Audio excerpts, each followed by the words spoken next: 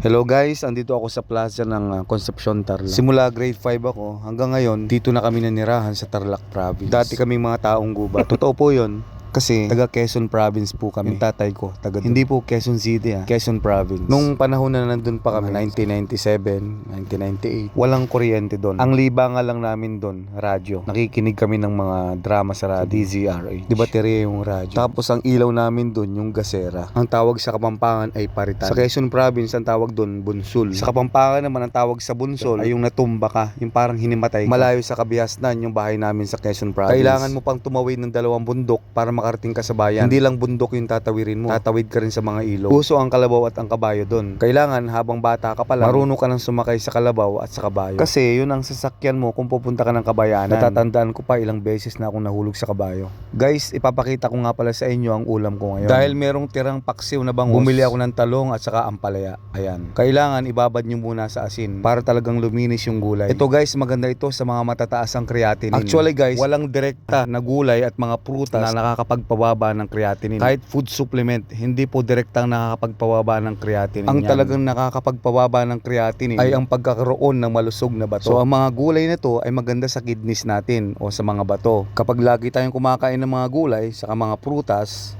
manunumbalik ang dating lusog ng ating mga kidneys. So bababa ang inyong creatinine. Kung ang creatinine nyo ay mataas dati, tapos sa pamamagitan ng pagkain ng mga healthy foods ay biglang bumaba ang inyong creatinine, ang ibig sabihin po nun, nanunumbalik ang kalusugan ng inyong mga bato. Ito guys, nakita nyo naman, hiniwa-hiwa ko yung palaya at saka yung talong. Ang gagawin ko dyan ay ilalaga ko yan. Tapos ilalahaw ko yan dun sa natirang paksiw na bangus kahapon. Nga pala itong tattoo ko na to, tigre daw to. Tigre na parang naging pusa. Taga Visayas pa yung nagtattoo nito. Hindi pa tapos tong tattoo na to. Hindi na nagpakita yung kuloko. Sabi niya tatapusin daw niya to. Inumpisahan niya to 2013. 2024 na ngayon. Ba, pwede pa. Patience is a virtue. Ito nga pala yung tirang paksiw na bangus. May mga gulay din po ito, pero naubos po yung gulay kaagad. Kasi po pag may mga ulam po dito na may sangkap na gulay, mas kinakain ko po yung gulay, kaya mas mabilis maubos. Ganyan din po ang gawin nyo. Dagdagan nyo lang po ng bagong sahog, kagaya ng gulay, okay na yan. Parang bago na ulit. 49 pesos lang nagastos ko dito sa gulay na to. Malaki ang pagpapasalamat ko sa mga gulay. Kasi kung hindi dahil sa mga gulay na yan, hindi ko na alam kung anong nangyari sa akin. Baka mamaya kaluluwang ligaw na lang ako. Itutuloy ko lang mga kaibigan yung buhay namin sa Quezon Province. Ang hanap buhay ng mga taga Quezon Province ay ang pagkukopra. Ito yung mangunguha ka ng niyog, babalatan mo, kukunin mo yung laman, ibibilad mo at pauusukan. Pagtapos na yung proseso, dadalhin mo na yung sa bayan. Tapos may bibili doon. Isa lang po yun sa pinagkakakitaan ng mga taga Quezon Province. At ito na, okay na yung nilagang ampalaya natin at saka yung talong. Lalagay na natin yan dito sa ating natirang paksiw na bangus. O ayan, di ba mga kaibigan, parang bagong luto yung ating paksiw na bangus. Okay na okay po ito sa ating mga kidneys. Hindi lang po sa ating mga kidneys. Pwede po ito sa pangkalahatang kalusugan natin. Kung kayo po ay tumataas ang presyon, ang inyong asukal sa dugo, yung uric acid, triglycerides, pwede po ito. Wala pong doktor na magsasabi na hindi po ito maganda sa kalusugan. Samahan nyo pa ng healthy lifestyle. Ano ba yung healthy lifestyle? Ano bang itsura ng healthy lifestyle, kuya? Healthy lifestyle ka ng healthy lifestyle. Pag sinabi pong healthy lifestyle, lahat ng mga kinakain mo, balance. Yung tinatawag na balanced diet. Balancing dieta. Kung may bisyo ka, alisin mo na. Kung wala kang bisyo, kagaya ng paninigarilyo, pag-inom ng alak, wag mo nang pag-aralan. Lalo na yung shabu, di ba? Natutulog ka ng sapat, kasama yan sa healthy lifestyle. Kailangan yung motto mo,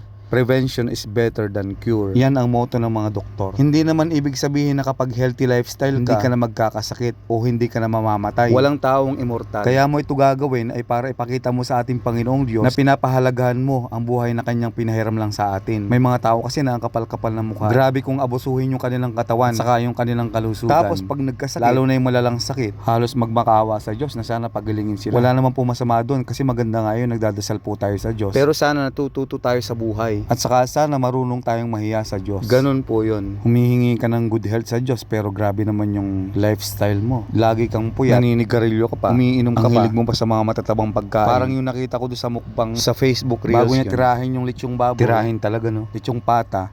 Nagdarasal pa siya. Nag-comment nga ako dun eh. Sabi ko wag ka na magdasal bro. Kung sinisira mo lang yung katawan mo, alang-alang sa views. Kasi yung kikitain mo dyan, baka kulang pampagamot. May mga sakit pong hindi nagagamot. Ito po pala mga video ko dito.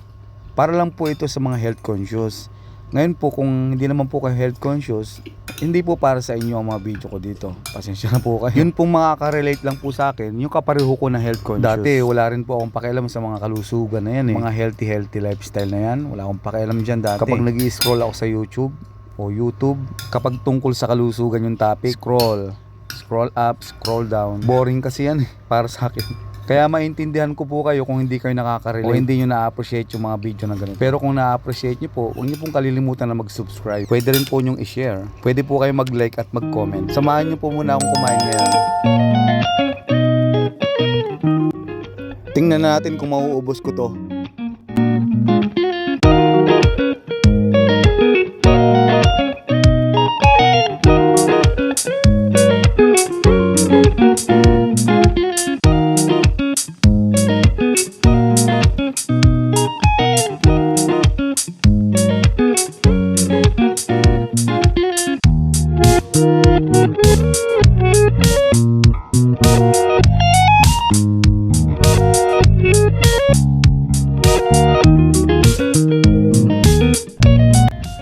Maraming salamat po sa inyo kung tinapos nyo yung video ko. At ito, tapos na tayo kumain. Pwede po tumamaya. Guys, hanggang sa muli po. God bless po at ingat po kayo lagi.